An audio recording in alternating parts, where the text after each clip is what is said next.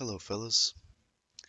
Um, my last video, I talked about a pretty big trip that I had um, kind of recently on December 20th. And this video is going to be my recollection of that trip. But I just wanted to say thank you guys, honestly. Um, it's been 4 months since I posted my first video on this channel, and I already have 73 subscribers, which blows my fucking mind. Because, you know, I think I think anybody who has these experience well anybody who's done, yeah, I don't know what I'm saying. I feel like it's very isolating to venture into these um, other states of consciousness because it's not a very common experience in today's culture, or at least Western culture. So before making these videos, I felt very isolated and alone in my experiences and in, like I felt like nobody else really could understand what I was saying. But I've talked to a lot of you guys who do understand what I'm saying, and we can communicate on a level that I can't with my peers here at home. So I would like to thank you guys and the internet for that. Um, Also, I just wanted to mention um, my music. I make some music and I have it on SoundCloud. I also like paint and do art, just some classic hippie shit. And I owe a lot of that creativity to the psychedelics. So if you want to check that out, my SoundCloud is in the description, and on the screen right now I have an original piece of art that I did. But anyway, enough with that. I just wanted to say thank you guys. Um, all right, let's just get into it. 150 micrograms of LSD. Thursday, December 20th, 2018, 7 p.m. I dropped around 150 micrograms of LSD. I can't count the amount of total trips I've had, though I'd guess it's somewhere between 15 to 20, including all substances, excluding weed. But I've only truly had 6 or 7 reality resetting, mind-bending, quote, breakthrough trips. Now this experience I would categorize as immensely profound and intense, yet not a full, quote, breakthrough.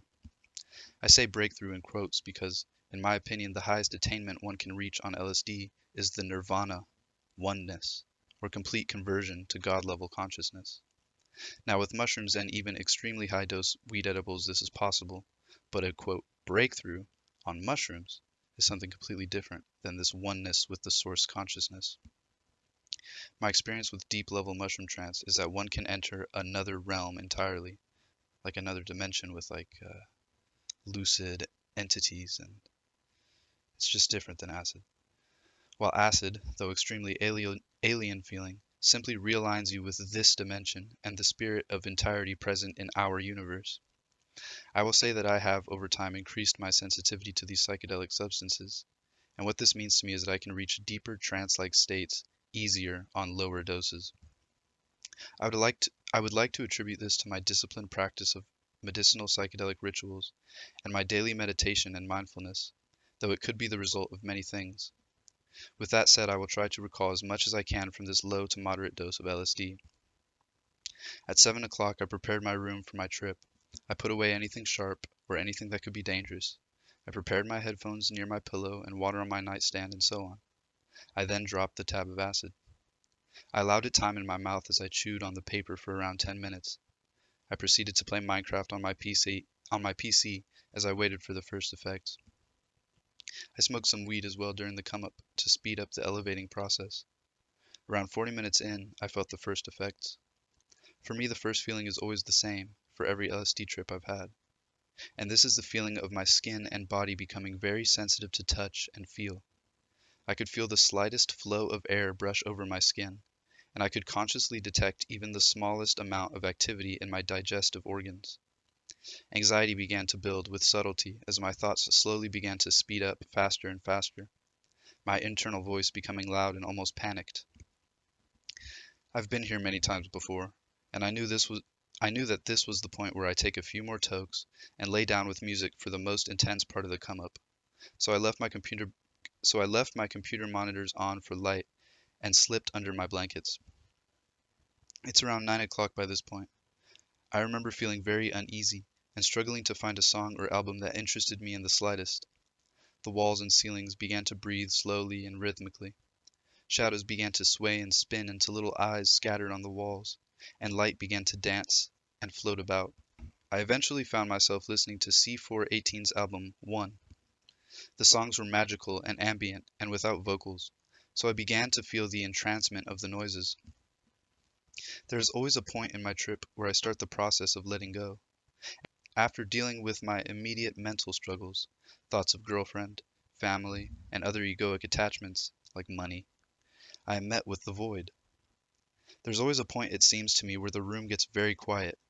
Any music I'm listening to strings together into a continuous flow of expressed emotion, and I am metaphorically at the edge of the cliff, looking into the void. I've come to know this realm in my meditation and lucid dreams and in other trips prior, and I deem this state of consciousness the realm of possibility. It can appear to me as something infinite in description. It sometimes appears to me in these trance states as an endless plain, often with a checkerboard pattern on the floor and stars in the sky. It also appears to me sometimes as empty abyss. My point being, I have come to view this void state as a blank canvas for anything possible to manifest. So once I reach this state, I try to have some fun with it. In meditation and sleep states, this realm is unstable, and any emotional excitement I might experience can bring me back to baseline. But while tripping, this realm is highly stable and visual, and I can do whatever I want in there. So I began to experiment with manifestation at this point. I would imagine a very specific object, and it would appear to me exactly as I commanded it. For example, during this trip, I imagined an orange sphere to start off with, then imagined more and more complex characteristics to give it. So I split the sphere, and had it constantly invert into itself in a fluid motion. I can't really explain what I managed to manifest visually, but you get the idea. This process of imagination created a transcendental object, not unlike the ones I've been shown by the crystal jesters in the mushroom realm. And bear in mind, whenever I talk about these realms, like the realm of possibility or the mushroom realm, these are places that only your mind can go. You know, my eyes are closed. I'm in bed during this, but I am elsewhere. Anyway, now this was fascinating and entertaining, but I had to pee. So around 10 to 12 o'clock, I opened my eyes, got up, and walked to the bathroom. As soon as I left the dark of my room is when I realized how hard I was tripping. I turned on the lights and looked around the bathroom. Everything was intense and vivid and so very new. Though I've seen these visuals many, many times before, the newness remains. The rugs and tiles were flowing like water, and geometric patterns formed on the walls and moved in a very odd, rhythmic, and synchronized fashion. It appeared as if the code of everything around me was visible. I could see the inner workings of the world around me. I looked into the mirror and saw myself as completely animal. My usual perception of myself as a highly intelligent, above animal being was shattered. I saw myself for what I was, an ape. I could see every blemish in my skin, and to look into my own eyes was so very profound and powerful and intense, because I could understand in that moment that I was looking into the eyes of a physical manifestation of a very complex and incomprehensible intelligence. I knew that I was one of the many faces of God. I think I ended up taking a shit, but I can't remember much of the bathroom area of my trip besides the initial intensity of the lights and mirror. I then found myself back in my room, staring at my walls and carpet. I could see the flow of energy between everything in my room, and things were no longer objects, but rather everything was subject. Everything I saw had identity and purpose and connection with everything else I saw. This is the familiar beginnings of an ego death as I so recognized it. Though peculiarly enough, I didn't reach Satori until a sober meditation session the next night, which I will describe later. As I watched the carpet switch between appearing as an energetic flow in some sort of informational matrix and appearing physical and static, I had a very vivid moment of absolute profound amazement. I remember watching the carpet and my feet and feeling as if they were one and the same thing, and I said aloud to myself, what the fuck is this? And I meant that as in, what does this mean? That me, a mere animal, has the capacity at all for this level of experience. I was floored because I knew that these realizations about reality were absolute and true and undeniable, but I had no idea why I should be able to see, let alone understand these things. At this point, I had lost complete track of time, though I'd guess it's around 1 to 2 by now. I don't remember much during the peak, except the usual writhing in my bed and pacing about my room as the boundaries that separate me and my environment slowly dissolved. Now everything was obviously intense and fascinating, but I had yet to reach the complete surrender. I could feel myself begin to melt into my surroundings. I looked down and felt my legs dissolve into my whole room, and I would snap in and out of this near ego dissolution. It was honestly very exhausting and a bit unpleasant, as for whatever reason, I couldn't completely let myself go. I ended up meditating in front of my mirror and recording myself mutter on about reality, until eventually scaring myself back into my bed around 3. The next day was wonderful, and I felt rejuvenated and alive, but I still had a longing to reach that state of complete universal oneness, which I have reached many times in my life so far. So the night after, I had a relatively short meditation session, and after watching my thoughts for about 30 to 40 minutes, I reached that oneness between identity and physical, between novelty and chaos, between myself and the other. I was one, and it was beautiful and vast, and I felt like I knew everything in that moment, and I repeated the words in my mind, I am it. I am it. I am it. Now that is my description of the events that unfolded after I dropped that acid. However, this trip somehow opened a new door for me in the form of a question. And this question is this: what are we creating? At some point during those 2 days, I thought very deeply about the idea of theme, and I came to the conclusion that the underlying theme of everything, every rock and every bird and every hydrogen atom, is this: continuously advancing into complex organization. And here's what I mean by this. Since the Big Bang, everything has been organizing itself and becoming more complex. First, our whole universe was an empty cold nothing, then bang!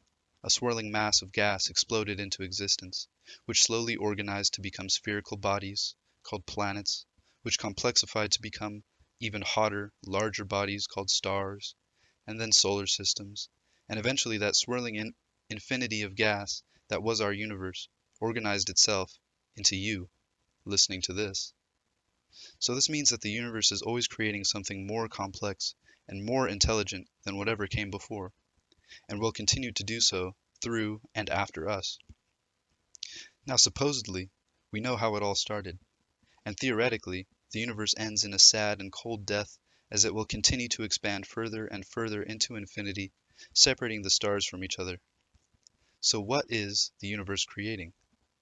My guess at the moment is that as the universe expands, a life form will become so advanced and complex and intelligent that it will be able to create some sort of information-producing machine that simulates certain conditions to create another universe itself.